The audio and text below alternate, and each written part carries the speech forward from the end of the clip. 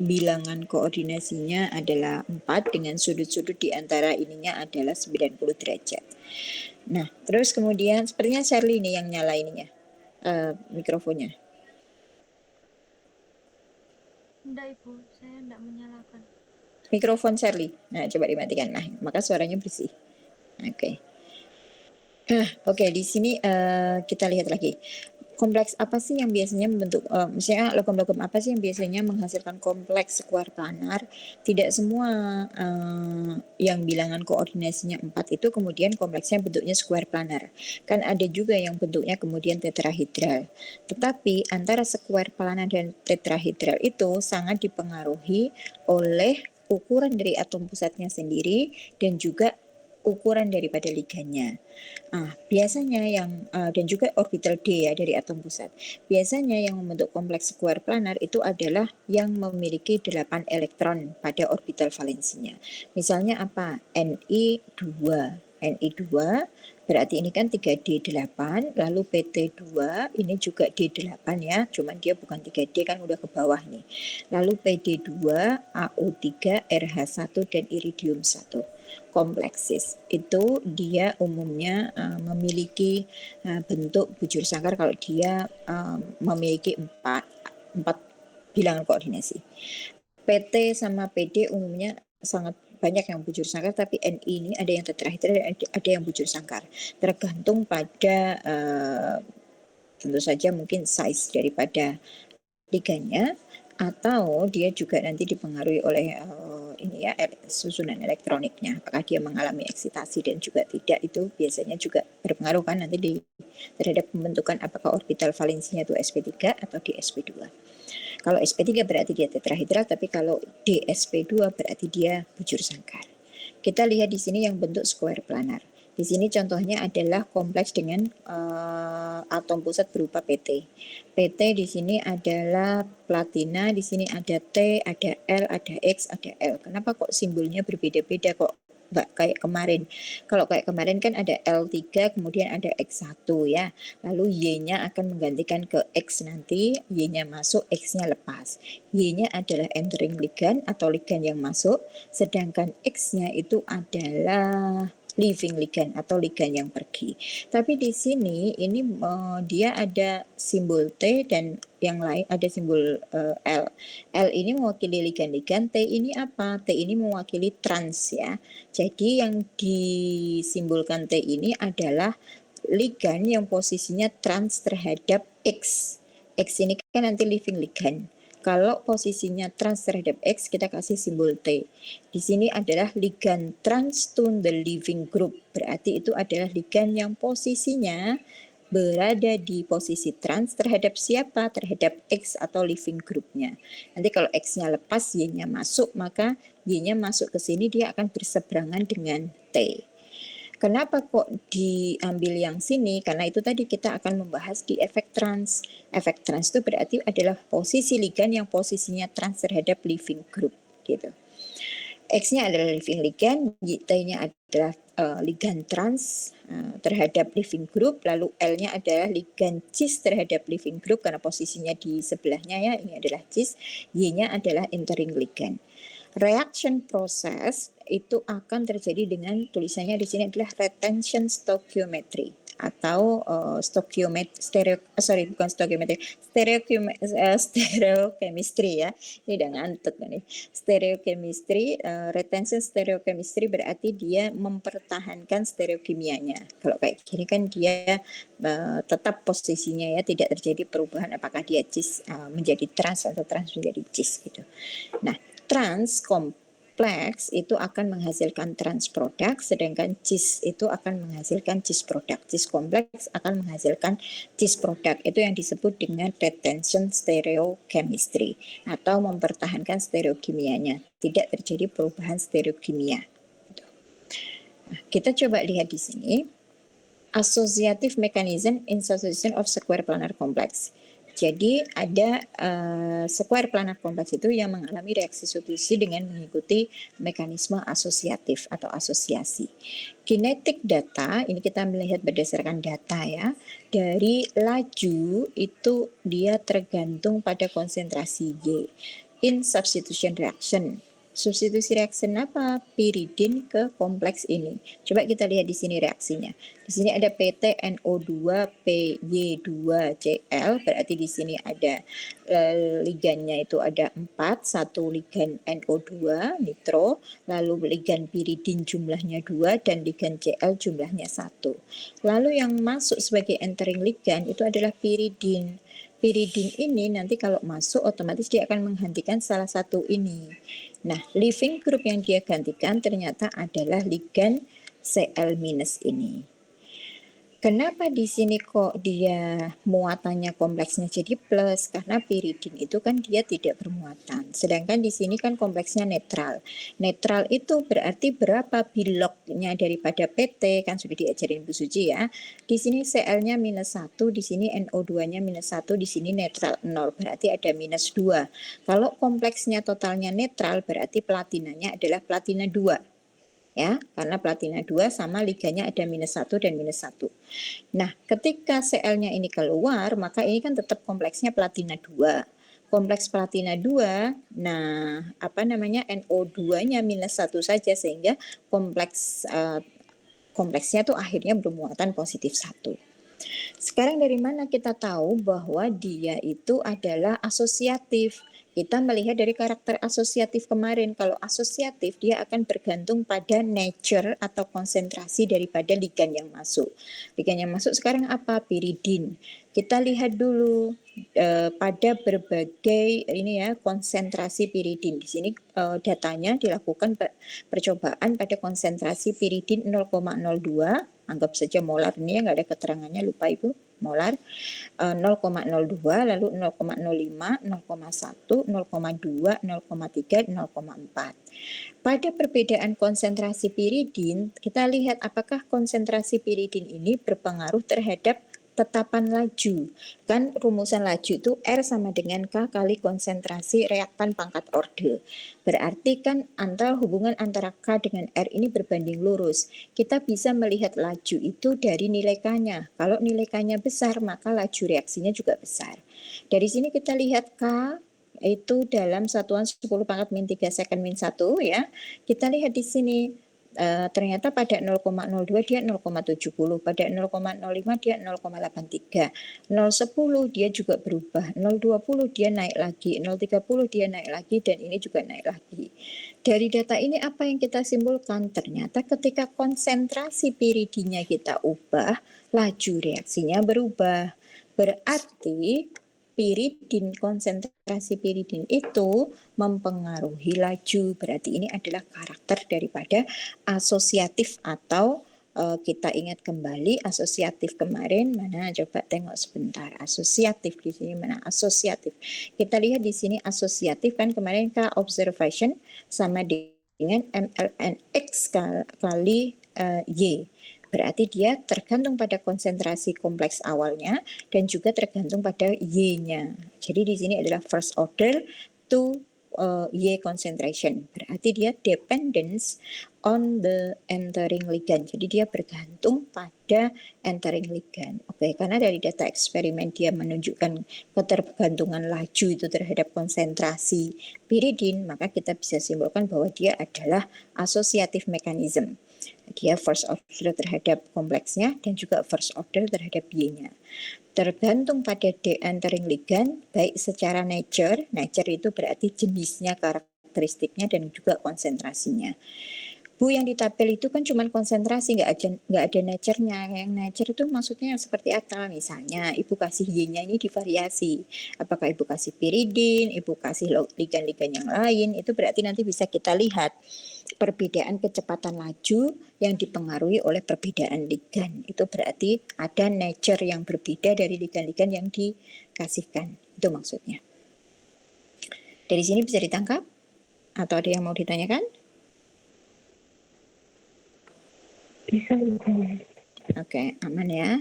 Oke, sekarang kita lihat ini salah satu contohnya yang dia menyatakan dependensi terhadap nature of ligand tadi. Ketergantungan K observasi atau laju reaksinya kita lihat dari data K observasinya pada nature of entering ligand. Kita di sini datanya memvariasi konsentrasi. Dari mana variasi konsentrasi? Ya dari kiri ke kanan, berarti konsentrasinya kan semakin besar. Tapi itu dilakukan untuk berbagai ligan. Ada yang dimasukkan NO2 minus, ada yang dimasukkan Br minus, ada yang dimasukkan itu SO32 minus, ada yang dimasukkan itu adalah cyanida SCN minus, ada yang dimasukkannya adalah I minus, dan ada yang dimasukkan adalah SCN minus. Ternyata berbeda-beda ligan yang dimasukkan itu dia memberikan nilai keobservasi yang berbeda-beda, termasuk ketika variasinya konsentrasinya divariasi. Kita bisa lihat nih, berarti pengaruh Br minus ini keobservasinya kan lebih tinggi daripada NO2. SO3 2 minus ini juga lebih tinggi. Yang paling signifikan adalah yang di atas ini, karena dia hanya pada konsentrasi yang pendek, dia ini bisa nilai keobservasinya adalah sangat tinggi. Gitu, kira-kira begitu. Berarti dari sini bisa kita simpulkan ya bahwa beda-beda ligannya yang dimasukkan, laju reaksinya berbeda-beda, berarti dia tergantung pada nature atau karakteristik daripada Y-nya dan juga konsentrasi Y-nya. Maka itu mengindikasikan dia adalah associative mechanism atau mekanisme asosiasi. Nah, sekarang selain entering ligand, ternyata itu ada satu faktor yang kemarin belum kita bicarakan ya, belum dilihat secara lebih detail lagi kan kemarin secara general umum, itu adalah solvent. Solvent itu adalah pelarut. Pelarut itu ternyata kalau divariasi dia berpengaruh juga terhadap lajunya. Kalau kita lihat di sini adalah solvent diklorometan, metan, nitrometan dan aseton.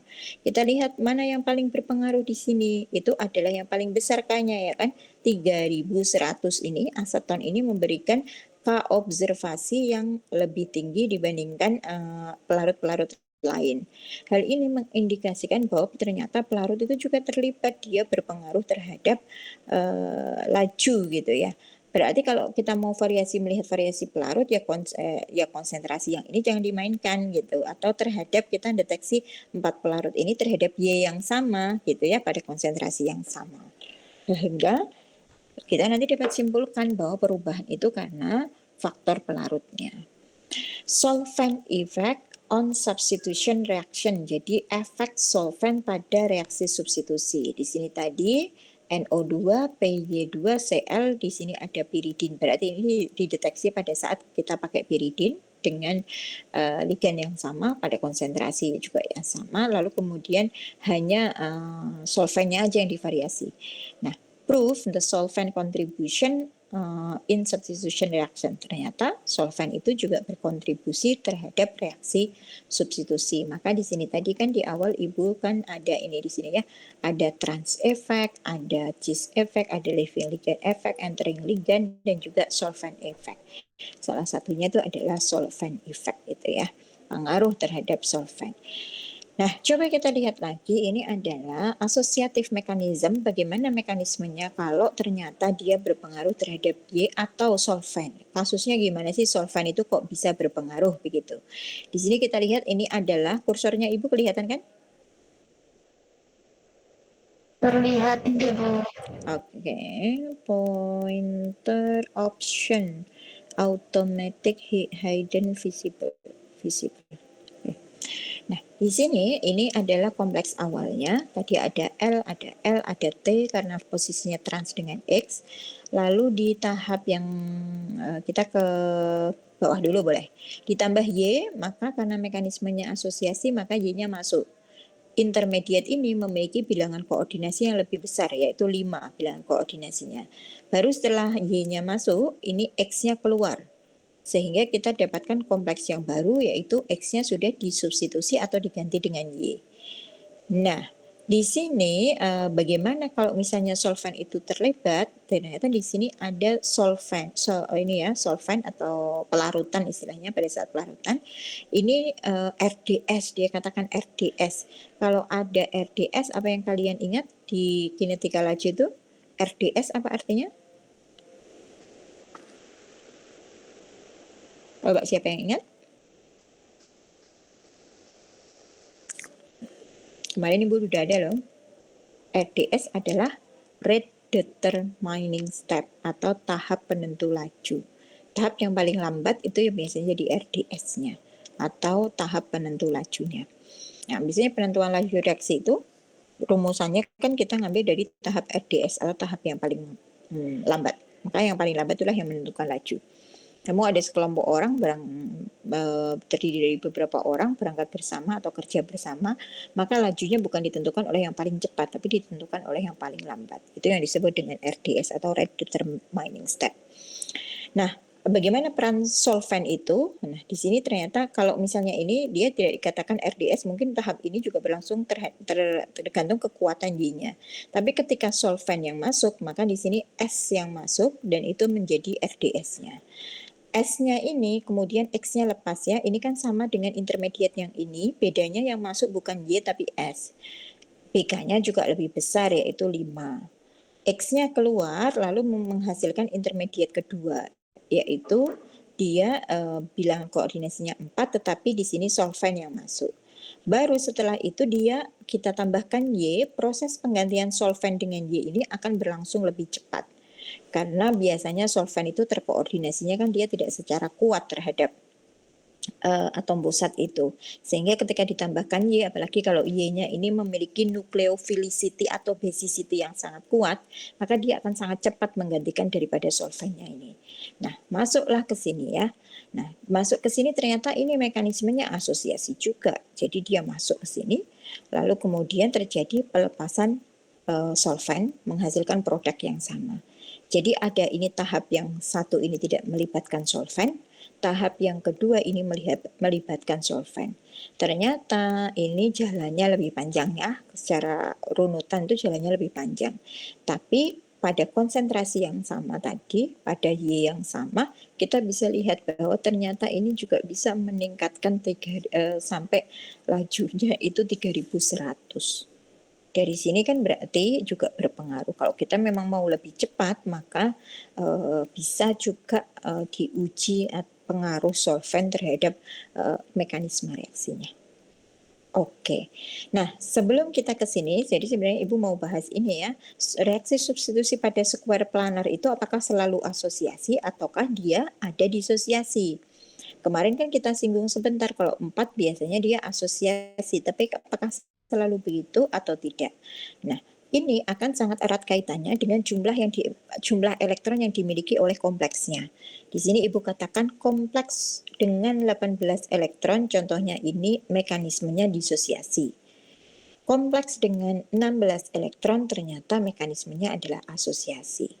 Ini contoh kompleks 18 elektron, ini contoh kompleks 16 elektron. Kalau kita lihat jumlah ligannya, maka jumlah ligannya sama-sama 4. Tapi yang satu 18, yang satu 16. Ibu ingin merecall kembali bagaimana cara kita menentukan jumlah elektron dari suatu senyawa kompleks. Ibu yakin kamu sudah belajar di materi sebelumnya, jadi ini kita sifatnya mengingat kembali ya.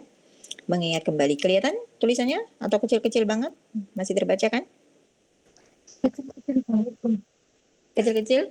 Enggak bisa di zoom ya ini ya. Masih terbaca kok, Bu. Oke, nanti kamu bisa lihat di PPT yang Ibu, kemarin Ibu nggak ada ini ya, atau nanti bisa Ibu save lagi atau kamu boleh screenshot ini karena Ibu tambahkan untuk mempermudah kalian melihat atau mengingat kembali bagaimana cara menentukan kompleks itu apakah 16 elektron atau 18 elektron, sehingga nanti akan membantu kalian untuk memprediksi apakah dia asosiatif ataukah dia disosiatif. Jadi bagaimana caranya dihitung jumlah elektron dari senyawa kompleks itu baik yang dimiliki oleh atom pusat ataupun ligan. Yang dimiliki atom pusat yang dihitung itu tidak semua elektron dari atom pusat tapi hanya elektron valensi daripada atom pusat. Lalu kalau ligan itu bergantung pada ligan itu dia mendonorkan berapa elektron pada atom pusat. Kan namanya ligan itu kita paham istilahnya apa ya, definisinya adalah suatu senyawa yang dapat mendonorkan pasangan elektron bebas pada atom pusat. Tetapi ada kalanya ternyata yang didonorkan tuh nggak sepasang. Ada juga yang mendonorkannya tuh ganjil gitu, bukan dua-dua, bukan tidak selalu ligan itu mendonorkannya dua-dua semua gitu. Satu pasang kan 2 elektron kan? Tidak selalu 2, ada juga ligan-ligan yang mendonorkannya 3, 1, bahkan 5 dan 6. Apa contohnya ligan yang mendonorkan 1? Itu adalah ligan-ligan yang merupakan radikal seperti radikal hidrogen, punyanya cuma 1 ya karena radikal ya. Kemudian klorida radikal atau chloride radikal, punyanya juga cuma 1. Alkil atau asil grup ini juga 1. Nanti yang alkil atau asil grup ini gimana, kan alkil biasanya R ya. R itu kalau misalnya dia apa namanya proses pemutusan ininya adalah hidrolit, kan ada homolitik, ada hidrolitik ya. Itu nanti bisa dia menyisakan hanya ganjil. Nah, kalau yang penasaran ini strukturnya apa, kalian boleh search nanti di Google ya, atau di mana kalian boleh dapatkan. Ibu nggak bahas lagi di sini karena kan sudah ya, pembahasan ligan itu kan sudah sebelumnya. Nah, karbonil grup CO ya, karbonil grup itu dia nyumbangnya 2. Nitrosil grup, nitrosil itu kan ada 2 bentuk, ada yang linier, ada yang bengkok ya. Ada yang linier, ada yang nggak linier. Yang linier itu dia nyumbangnya 3. Nah, gitu. Yang linier tuh dia ternyata menyumbang 3. Nah, Lewis base yang umum seperti Cl-, ligan-ligan seperti Cl-, oksigen 2-, sulfur 2-, amonia dan juga PR3, R ini berarti alkil, dia nyumbangnya juga 2. Tapi kalau misalnya semacam alkena itu tergantung rangkapnya ada berapa. Satu rangkap dia akan menyumbang 2 elektron per double bond. Setiap satu ikatan rangkap dia akan menyumbang 2. Kalau ikatan rangkapnya ada 2, mungkin juga dia menyumbang 4 kalau disumbangkan semua ya. Benzena, kita tahu di benzena itu ada 3 ikatan rangkap. Berarti di sini 6 per ring. Jadi kalau satu ring benzena itu berarti dia donornya itu 6 elektron, bukan 2 elektron ya, dia donornya 6 elektron. Atau disebutnya adalah pi donation atau donor dari ikatan pi-nya. Dia rangkapnya dia ada 3. 1 pi itu 2 per 2 tadi ya, per pi ya, 2 per double bond sehingga 2 kali 3 6. Nah, ada juga ligan-ligan yang sering kamu tulis kemarin di dalam reaksi itu kan siklopentadienil atau CP ya. Siklopentadienil rumusnya C5H5.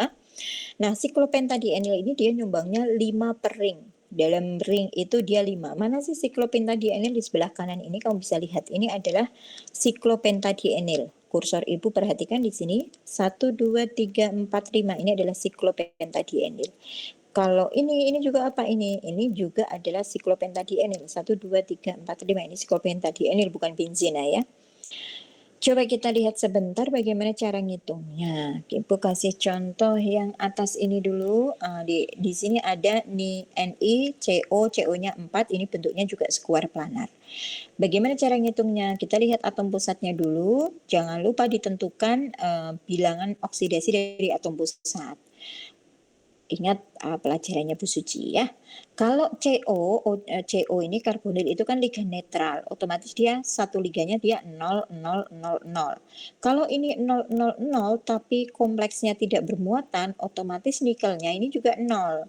Beda kasus kalau misalnya NiCl4 berapa ya? NiCl4 2- gitu. Berarti kan nikelnya nikel 2 karena Cl-nya itu -1, jumlahnya ada 4 berarti -4. -4 ditambah +2 berarti -2, maka kompleksnya masih ada muatan 2-. Tapi kalau di sini karena dia ternyata ini CO-nya ini netral semua dan kompleksnya juga netral, berarti nikelnya 0. Nikel 0 atau kalau kita namakan adalah tetrakarbonil nikel 0. Kalau nikel 0 berarti elektron valensi dari nikelnya berapa? Lihat dulu sistem periodik unsur, kamu lihat. Nikel itu atom nomor berapa? Ayo. Nomor atomnya dulu.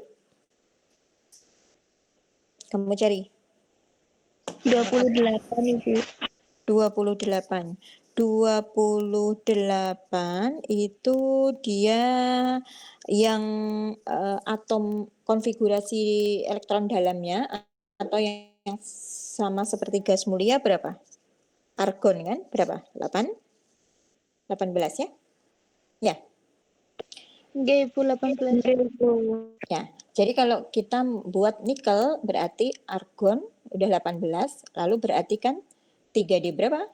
3D, sorry kok 3D, ya betul. 3D 8, 4S2 ya. Berarti kan kurang 10 kan, kalau 28 sudah diambil 18.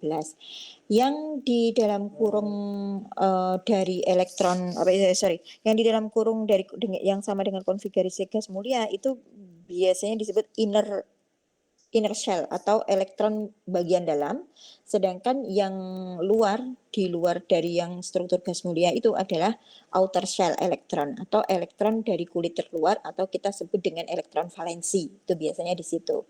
Maka di dalam perhitungan jumlah elektron dari suatu senyawa kompleks ini, kita mengabaikan elektron dalam, kita mengambil elektron valensi dari atom pusatnya. Sehingga kalau nikel dia 0 di sini, maka ditulisnya adalah 4S2 3D8 atau 3D8 4S2. Berapa? 10 elektron. Berapa CO yang diikat? Ada 4 CO. CO menyumbangnya berapa? Lihat sebelah kiri nyumbang berapa CO? Karbonil nyumbang berapa? 2. Berarti 2 kali 4 berarti 8 ya. Gitu kan? Totalnya adalah 18 elektron. Jadi kompleks ini merupakan kompleks 18 elektron meskipun bentuknya adalah bujur sangkar. Jadi berapa jumlah dia masuk 18 elektron atau 16 elektron itu tidak dipengaruhi oleh maksudnya bukannya berarti bujur sangkar selalu 16 gitu ya. Kita harus menghitung dulu ini jumlah elektronnya tadi gitu. Jadi 18. Coba kita lihat lagi sebentar yang di sini supaya nanti kamu nggak salah hitung ya dan nggak salah memprediksi apakah dia asosiatif atau disosiatif. Nah, di sini ini PT platina berapa? Coba dilihat lagi SPU-nya. Platina nomor atomnya dulu juga. Nomor atomnya aja dulu. Berapa? Terus konfigurasinya apa?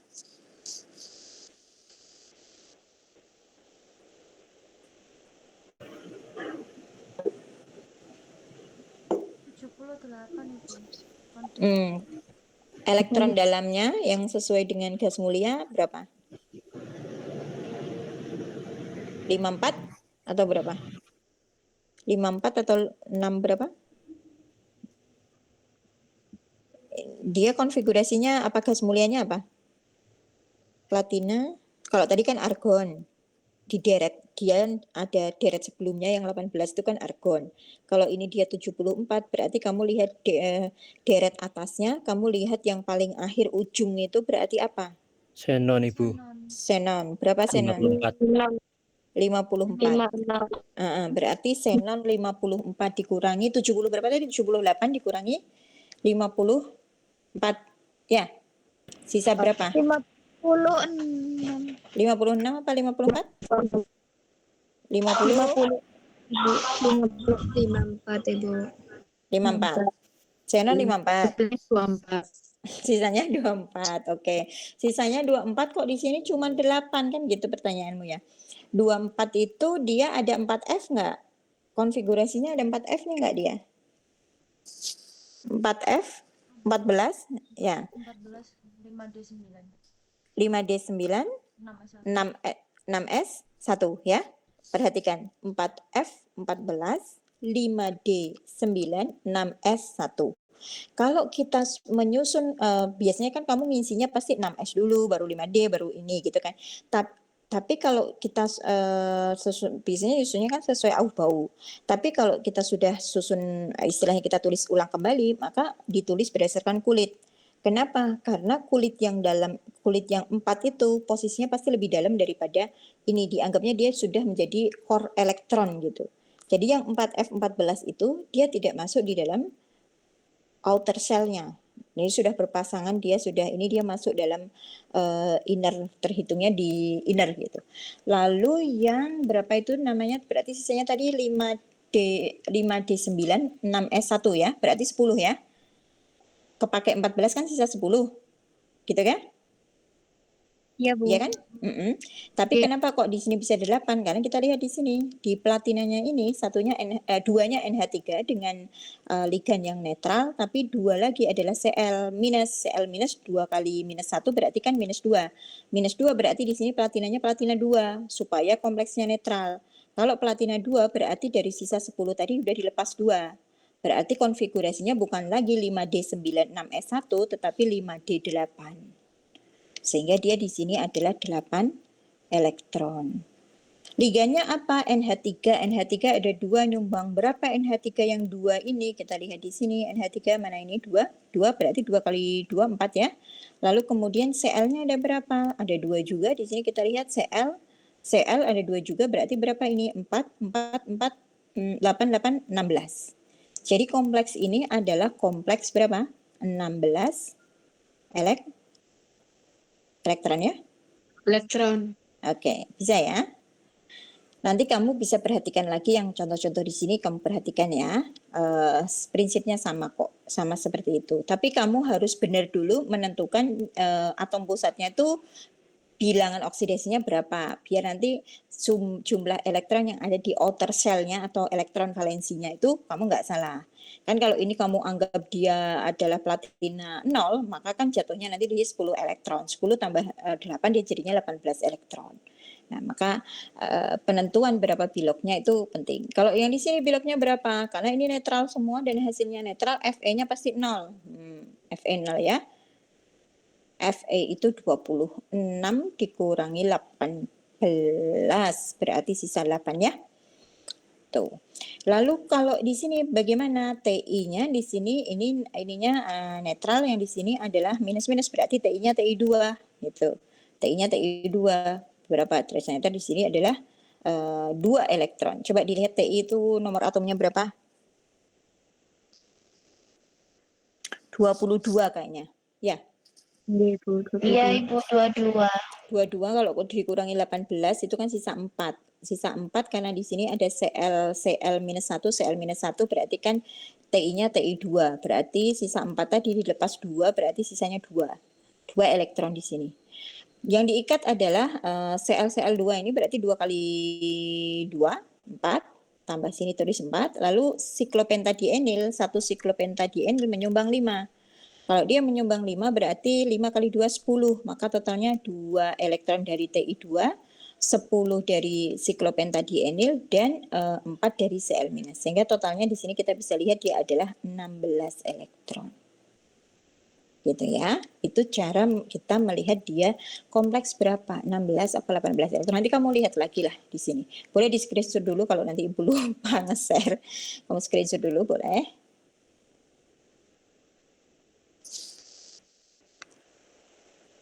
Udah ya? Nah, oke. Sekarang kita lihat di sini.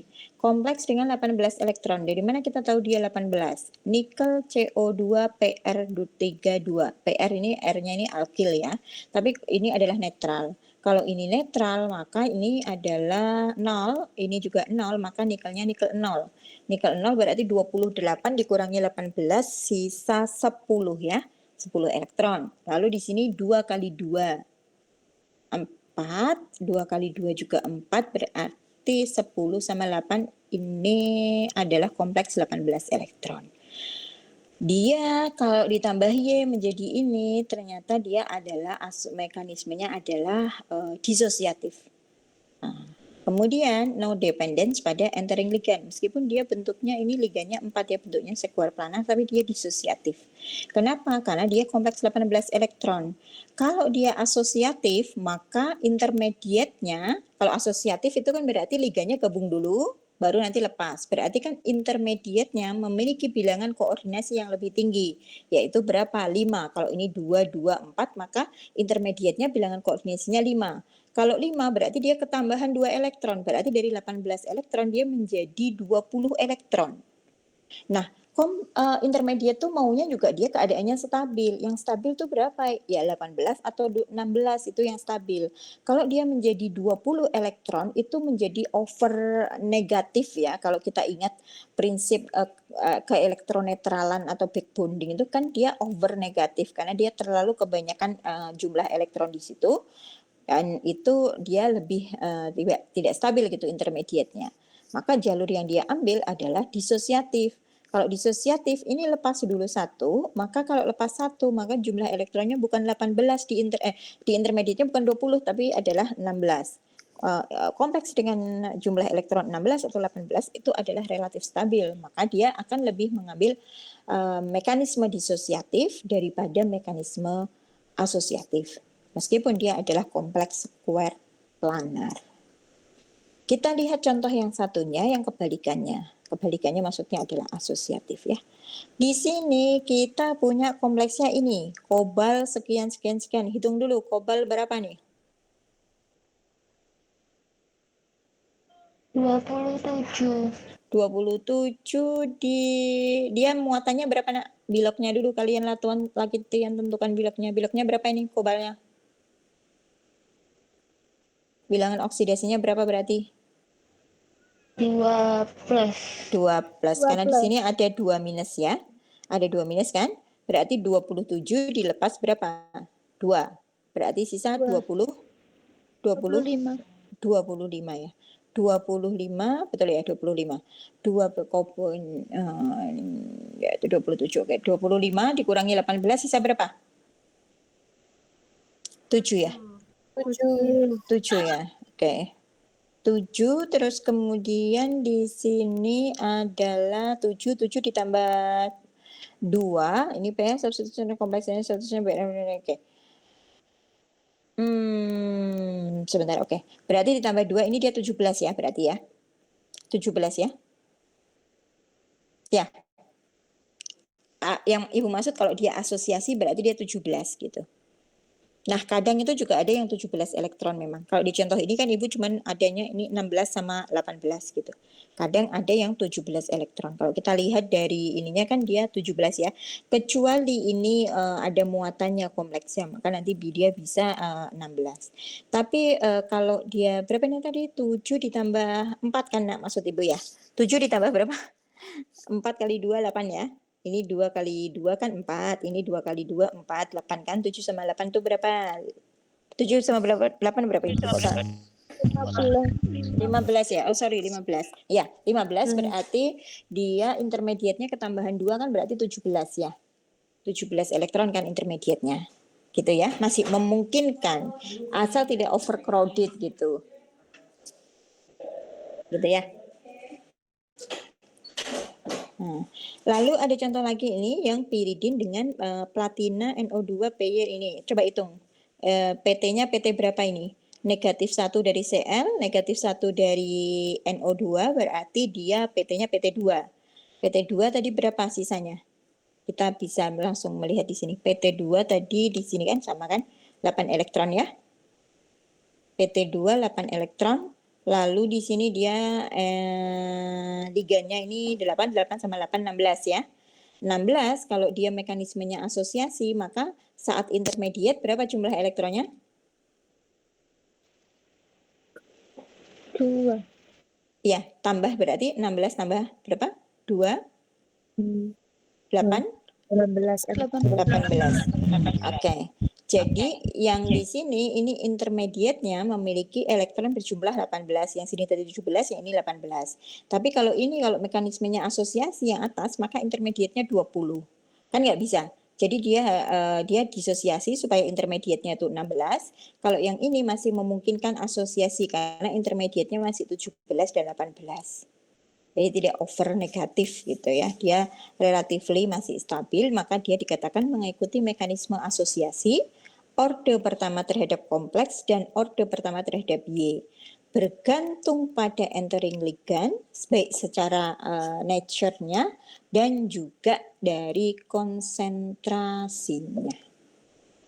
Gitu ya, nanti dilihat lagi, kalau kayak gini tuh kalau nggak sering dipakai kan lupa, tapi dilihat lagi bisa berapa nih jumlah elektronnya itu bisa.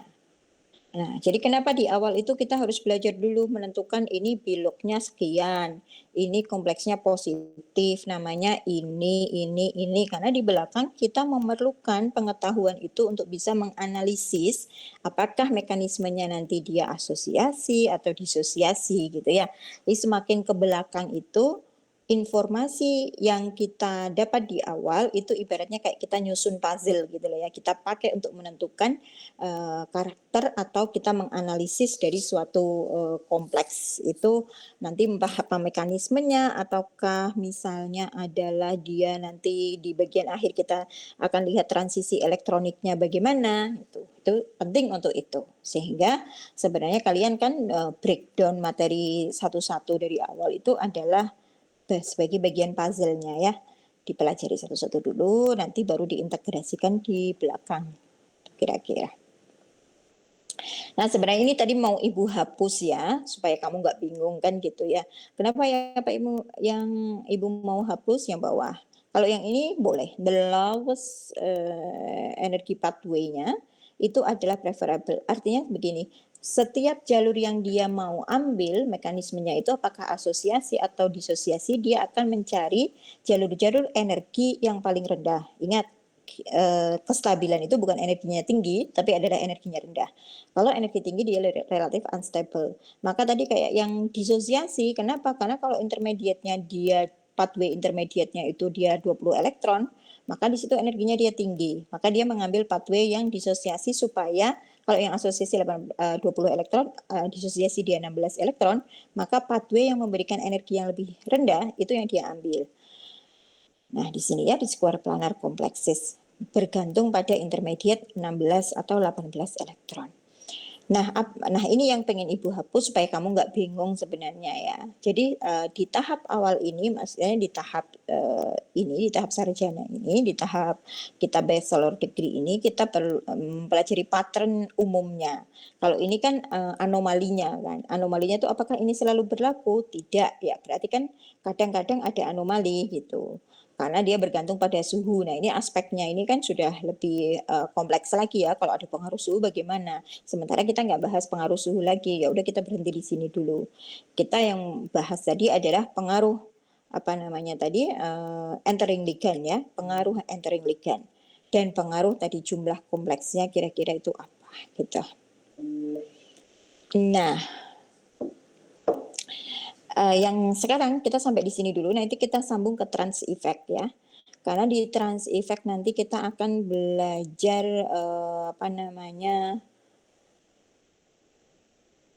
agak panjang soalnya nanti kalau Ibu lanjutkan berarti setengah jam lagi itu. Bagaimana mekanisme kalau kita menambahkan regen yang urutannya berbeda itu kenapa kok produknya berbeda. Ini kalau kita lihat urutannya kita tambahkan NH3 masuk dulu lalu baru NO2 maka produknya adalah ini. Kalau ini kebalikannya kita tambahkan NO2 dulu baru NH3 produknya adalah ini. Kalau kita lihat ini produknya begini. Kalau yang ini produknya cis terhadap Cl sedangkan yang ini produknya adalah trans terhadap Cl. Ternyata urutan penambahan ligan itu berpengaruh terhadap produknya. Apakah dia cis ataukah dia trans. Nah, kenapa begitu? Ini kan berarti ada namanya nanti kita bahas adalah efek trans atau efek ligan yang posisinya trans gitu. Itu yang menyebabkan produknya bisa berbeda ketika urutan penambahannya kita kasihnya berbeda gitu. Ya. Kita lanjutkan nanti kita cari waktu lagi yang bisa masuk malam aja juga nggak apa-apa ya biar kamu pakai sore itu juga nggak kayak keburu-buru ada misalnya mungkin kan ada yang ujian ada yang masih apa gitu asal nggak terlalu lama kita kan kamu masih kuat ya Insya Allah gitu ya. Oke begitu ada yang ditanyakan dulu kalau ada yang mau bertanya. Ampun aman paham apa enggak? Insya Allah. Insya Allah kan sambil tersenyum dia ya Insya Allah kan sebenarnya runut ya bisa dicerna sebenarnya